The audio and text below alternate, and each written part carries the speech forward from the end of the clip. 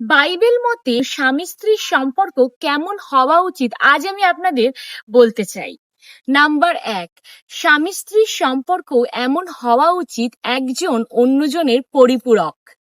Number ২, প্রত্যেকটা স্ত্রীর কর্তব্য নিজ নিজ স্বামীকে সম্মান করা। ঈশ্বরের বাক্য ইফিসীয় ৫:২৫ পদেতে লেখা আছে, স্বামীরা তোমরা নিজ নিজ স্ত্রীকে ভালোবেসো যেমন খ্রিস্ট মণ্ডলীকে ভালোবেসেছে। আমেন।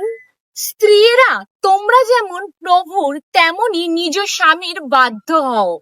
নাম্বার ৩, প্রত্যেকটা স্বামীদের কর্তব্য তার নিজ স্ত্রীকে রক্ষা করা। স্ত্রী যদি ভুল করে স্বামীদের কর্তব্য তাকে ক্ষমা করে আবারও নতুন ভাবে শুরু করা।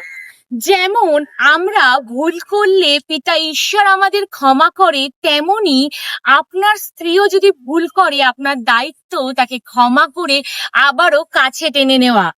নাম্বার ৪, প্রার্থনাশীল জীবন যাপন করা। যেমনই পরিস্থিতি আসুক না কেন একে অপরের দুজনে মিলে সেই পরিস্থিতির সামনা করা।